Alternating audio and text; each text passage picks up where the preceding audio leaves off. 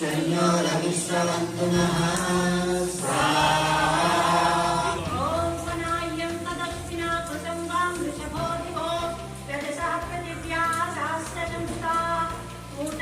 विष्णु सर्वानितामुपयतापद्यैः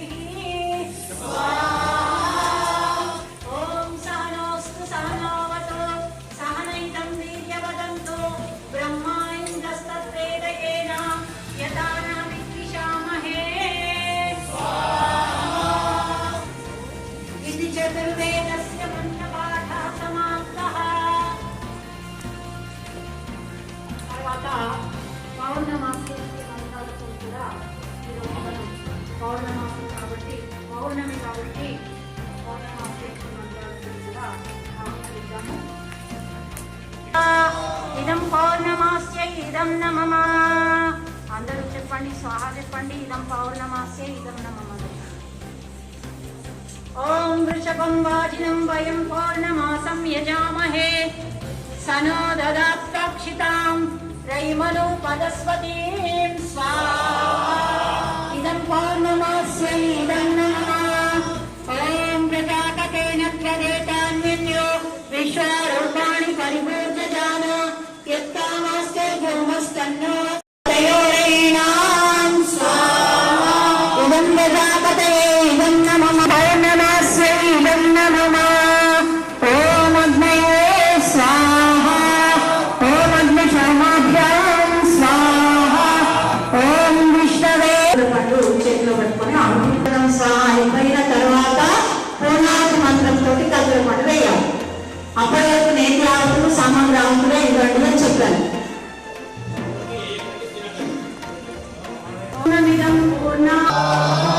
వేయండి ఇప్పుడు అందరు. ఇప్పుడు నేతి పాత్ర కుడి చేతితో పట్టుకోండి. షుగర్ తీసేయండి. ఎక్కువ నెయ్యి ఉంటే అక్కడ పాత్రలో వేసేది మొత్తం పంపేయండి.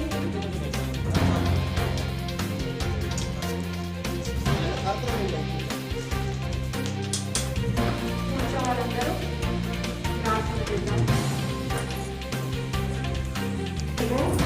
అనంత జ్ఞాన ప్రకాశ సంపదను మాయను పూర్ణ జ్ఞాన ప్రకాశమును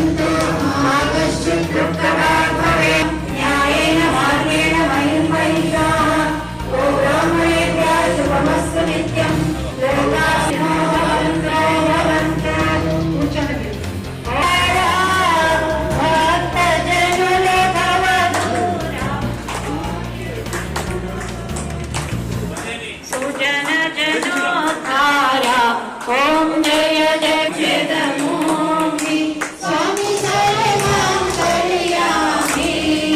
నిన్ను నమ్మితి మేము నిన్ను నమ్మితి మేము కాపాడవ స్వామి క్షణము సత్సంగము స్వాధ్యాయం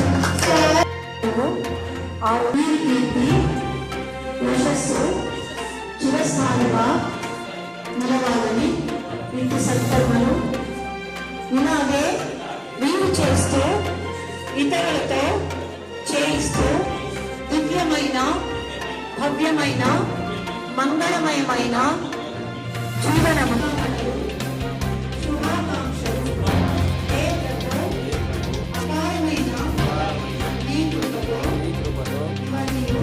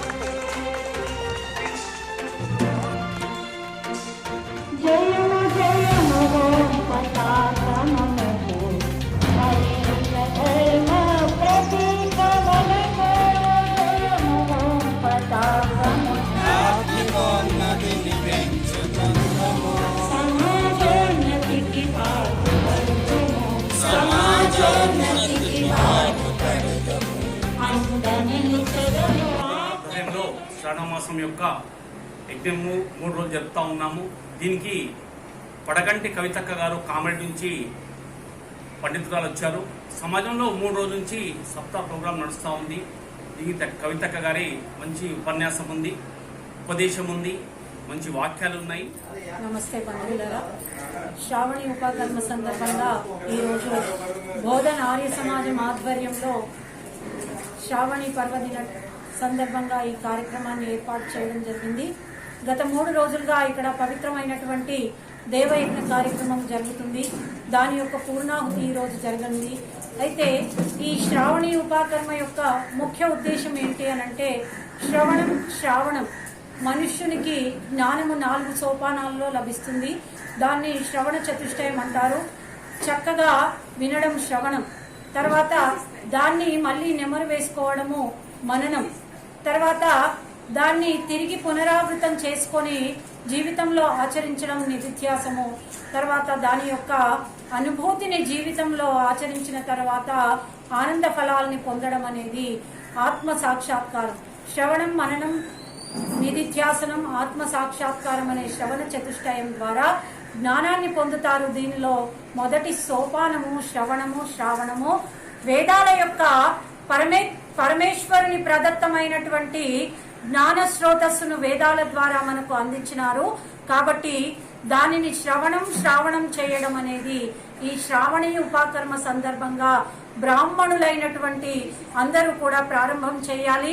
బ్రాహ్మణులంటే కేవలం వేదం చదివే వాళ్ళు కాదు. అయితే బ్రాహ్మణ కుటుంబంలో జన్మించినారో వారిని బ్రాహ్మణుడు అని చెప్పదు వేదము.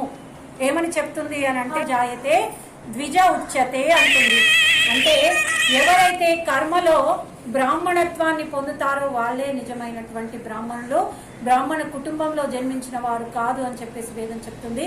కాబట్టి ఈ శ్రావణ మాస సందర్భంగా ఎవరెవరైతే వేదాన్ని అధ్యయనం చేస్తూ అందరితో ఆ వేదాన్ని అధ్యయనం చేయిస్తూ శ్రావణం చేస్తారు, వారి కోసమే ఈ శ్రావణి ఉపకర్మ అనేటటువంటిది మన ఋషులు, మునులు, పూర్వజులు, మహాపురుషులు పెట్టడం జరిగింది.